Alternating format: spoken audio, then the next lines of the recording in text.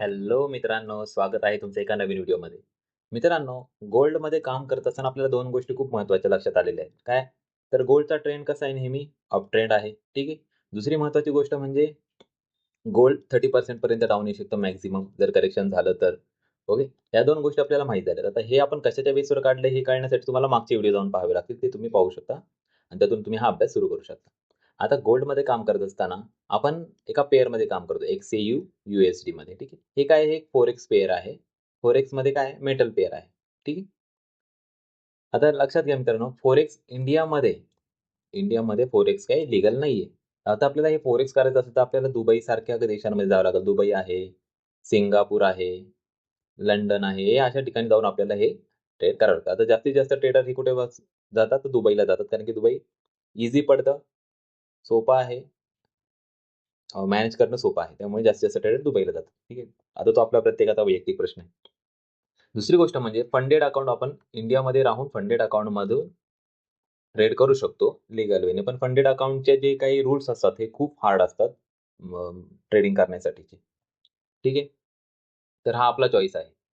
लक्षात घ्या आता, हे जे मी तुम्हाला काय सांगतोय, हे एज्युकेशनल पर्पजसाठी सांगतोय. कुणीही इथल्या प्राईस पाहून ट्रेड करू नका. कारण की ह्या ज्या प्राईस आहेत, हे ट्रेड आपले ऑलरेडी होऊन गेलेले आहेत, सक्सेस झालेले आहेत किंवा होल्ड आहेत. ठीक आहे. तर हे पाहून ट्रेड करू नका. तुम्ही काय करू शकता, तुम्ही बॅक हिस्ट्री करा मित्रांनो. बॅक हिस्ट्री केल्याने आपली सायकॉलॉजी खूप परफेक्ट होते. 3 इयर्स किंवा 4 इयर्सची बॅक हिस्ट्री करा. ठीक आहे.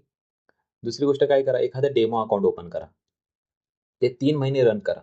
3 महिने जर ते डेमो अकाउंट रन केले, ह्या दोघांचे रिझल्ट तुम्हाला जर पॉझिटिव्ह आले, तर तुम्ही तुमच्या फायनान्शियल ॲडवायझर बरोबर बोलून त्यांच्या सल्ल्यानुसार तुम्ही पुढचे ट्रेड प्लॅन करू शकता.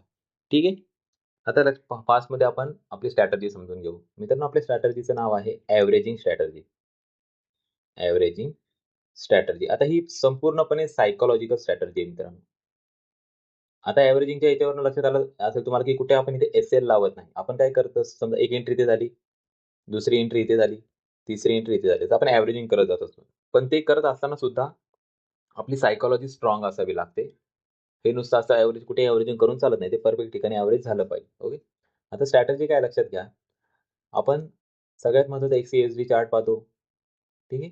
आपली टाईम फ्रेम जी आहे, आता एक्स कुठला चार्ट पाहिजे, तो ONDA दिलेला असतं. तो चार्ट पाहिजे. ONDA म्हणून असतं ते. तुम्ही सर्च केल्यावर तुमच्या लक्षात येईल. तो चार्ट पहा. तो आपल्या इंडियन टायमिंगला सूट होतो. टाईम फ्रेम जी आपली आहे ती काय आहे? 1 हॉवरची आहे. आपण एक इंडिकेटर लावतो मित्रांनो याला. आपलं इंडिकेटर जे आहे ते एकदम सिंपल फ्रीवालं 9 EMA आपण या स्ट्रॅटेजीला लावतो. चौथी गोष्ट काय आहे? आपण फिक्स टार्गेट घेतो. आपलं टार्गेट असतं साधारण $10 आपण टार्गेट घेतो. पाचवी गोष्ट, आता ह्यावेळी अपडेट करणार आहोत आपण. करत असतो मित्रांनो, ते पुढे सांगण्यात येईल. $10चं फिक्स टार्गेट घेतो. पाचवी गोष्ट आहे आपला ट्रेडिंग पिरियड.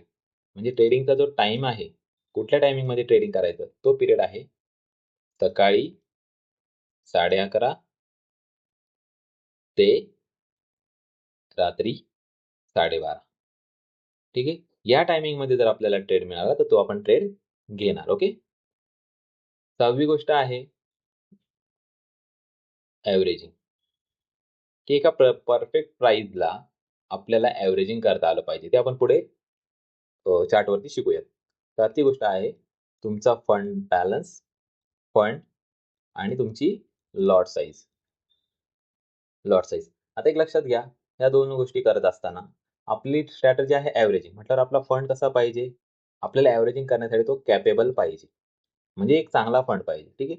आणि त्याच फंडला अनुसरून आपली लॉट साइज पाहिजे. असं नाही की फंड कमी आणि लॉट साइज जास्त आहे. असा बिलकुल असताना कामा नये. कारण की मग आपलं अकाउंट वाईप आउट होऊ शकतं.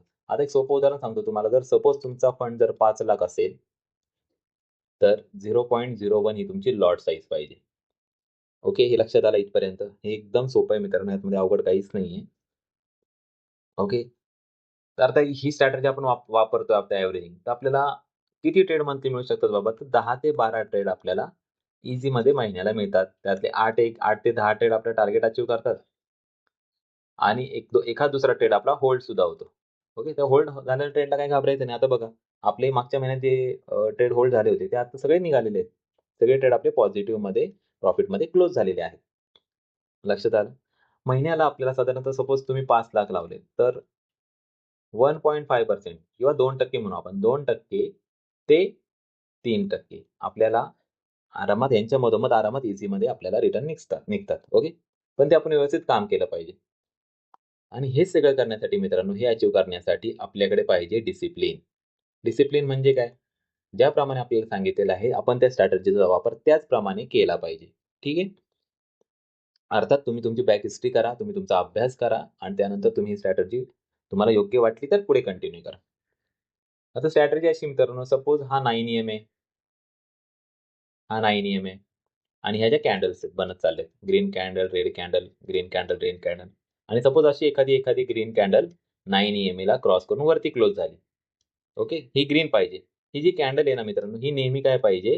ग्रीन कॅन्डलच हवी. आपण ग्रीन कॅन्डललाच एंट्री घेणार. ओके. ही ग्रीन कॅन्डलला टच करून वरती क्लोज झाली आणि जेव्हा नेक्स्ट कॅन्डल त्याचा हाय ब्रेक करेल, तर या लेवलला आपण काय करणार? एंट्री घेणार. साधारण सपोज समजा 3440 ला आपली एंट्री झाली इथे. तर आपण काय करणार? याला $10 टार्गेट लावणार.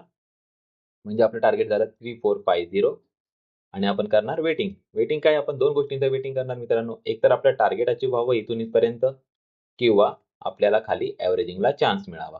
ओके. एव्हरेजिंग करण्यासाठी आपण काय करणार? सपोज आपली एंट्री 3440 ला झाली आहे. ओके. आणि इथून मार्केट आपलं टार्गेट अचीव्ह करता खाली पडायला लागलं. आपण काय करणार? 3440 ची आपली एंट्री होल्ड झाली. आपण हिला होल्ड ठेवणार. -$50 म्हणजे 3390 जेव्हा कधी प्राइस आता 3390 च्या खाली जाईल, त्यावेळेस आपण नेक्स्ट एंट्रीचा आपला प्लॅन करणार. तोपर्यंत 3340 ते 3390 ह्या एवढ्या एरियामध्ये आपण एकही ट्रेड करणार नाही. लक्षात आलं? आपण चार्टवर जाऊन समजून घेऊया.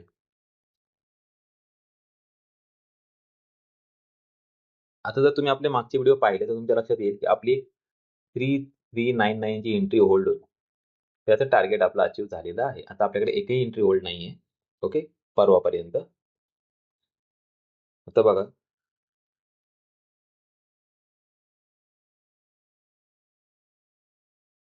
21 जुलै.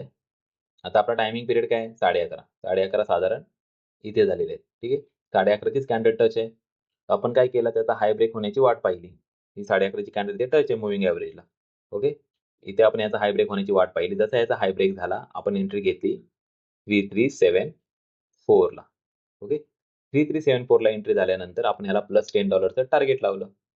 टार्गेट लावलं तर आपला टार्गेट प्राइस काय झाली? 3384. तर बघू शकता तुम्ही 1 ते 2 तासामध्ये त्याने आपलं टार्गेट इथे अचीव्ह केलेलं आहे. हे झालं 21 जुलै. दुसरा दिवस 22 जुलै.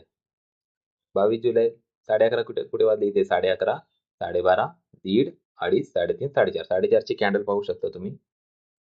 4:30 ची कॅन्डल ग्रीनमध्ये क्लोज झाली मूव्हिंग एव्हरेजला आणि इथे आपली एंट्री झाली. साधारण कितीला एंट्री झाली? 3392 ला. 3392 ला आपली एंट्री झाली. $10 टार्गेट लावलं आणि आपलं टार्गेट झालंय 3402 आणि ते साधारण 1-1.5 तासामध्ये अचीव्ह झालेलं आहे. ओके. लक्षात आलं? समजा ते हे एंट्री आपल्या अचीव्ह झाल्या. आता कालच्या हिस्ट्रीमध्ये काय झालं? 23 तारीख 11:30. 11:30 लाच आपल्याला एंट्री मिळाली. 11:30 च्या कॅन्डलने वरती ग्रीनमध्ये क्लोज झाली आणि आपल्याला एंट्री दिली इथे या लेवलला. ही लेवल होती 3426. 3426. आपण काय केलेलं? $10 टार्गेट लावलं. आपली टार्गेट प्राइस झाली 3436. ओके. आता हा 3436 गेलाय का कालपासून? तर नाही गेला. इथे बघू शकता. या आपल्या एंट्री नंतर ते 3436 ला गेलंच नाही. 34 याचा लास्ट हाय होता 3433. ओके. मग आता आपली ही एंट्री काय आहे? आपली ही 3426 ची एंट्री काय आहे? होल्ड आहे. होल्ड झालं आपण काय करणार? वेटिंग. 2 गोष्टींसाठी वेटिंग करणार. एक तर आपल्या एंट्रीचं टार्गेट अचीव्ह व्हावं, नाहीतर आपल्याला एव्हरेजिंग करता यावं. तर आपला एव्हरेजिंग पॉइंट काय असणार आहे? 3426 -$50 म्हणजे 3376. एक्झॅक्ट प्राइस आता इथेच खेळते. याच्या खाली जेव्हा आपल्याला एंट्री मिळेल, याच्या खाली जेव्हा आपल्याला 3376 च्या खाली जेव्हा आपल्याला एंट्री मिळेल, त्यावेळेस आपण नेक्स्ट एंट्रीचा प्लॅन करणार. ओके. आता लक्षात घ्या एंट्री घेताना +2 ते $2 to $5 प्लस मायनस होऊ शकतं. तर ते तेवढं एक्सेप्टेबल आहे. कुणीही जास्त ॲक्युरेट काहीच नसतं मित्रांनो. त्याच्यामुळे ॲक्युरेट जाण्याच्या भानगडीत पडू नये. इथपर्यंत लक्षात आलं असेल. आता हे सर्व करत असताना, ह्या स्ट्रॅटेजीमध्ये काम करत असताना आपली सायकॉलॉजी ही एकदम स्ट्राँग असायला हवी. सायकॉलॉजी स्ट्राँग असायला हवी म्हणजे आता कंटिन्यू जेव्हा आपले ट्रेड टार्गेट अचीव्ह करायला लागतं, त्यावेळेस आपल्याकडे कुठल्याही प्रकारची ग्रीड येता कामा नये. लालची होता कामा नये. लालची झालं की आपण कुठेही ट्रेड घ्यायला सुरुवात करतो आणि मग ते ट्रेड जेव्हा अडकून मार्केट डाउन साइड जायला लागतं, त्यावेळेस एव्हरेजिंग चुकल्यामुळे आपलं अकाउंट वाईप आउट होण्याची भीती असते. ठीक आहे. दुसरी गोष्ट ज्यावेळेस मार्केट कधी-कधी महिनाभर, 15 दिवस, 1.5-2 महिने डाउन साइड चालू असतं. डाउन साइड म्हणजे करेक्शन करत असतं. ठीक आहे. तर त्या टायमिंगला आपल्या 1, 2, 3, 4 पर्यंत एंट्र्या होल्ड होऊ शकतात. आत्तापर्यंत माझ्या 4 वेळा मला एव्हरेजिंग करावं लागलं. अशी कंडिशन फक्त 2 वेळाच झाली होती. ठीक आहे. गेल्या 4 वर्षामध्ये.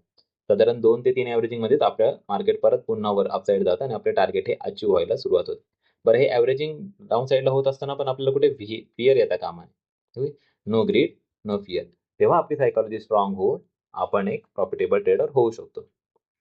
इथपर्यंत लक्षात आलं असेल मित्रांनो.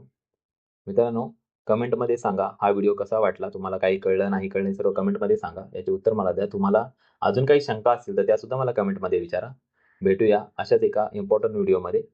तोपर्यंत thank you so much. Bye bye.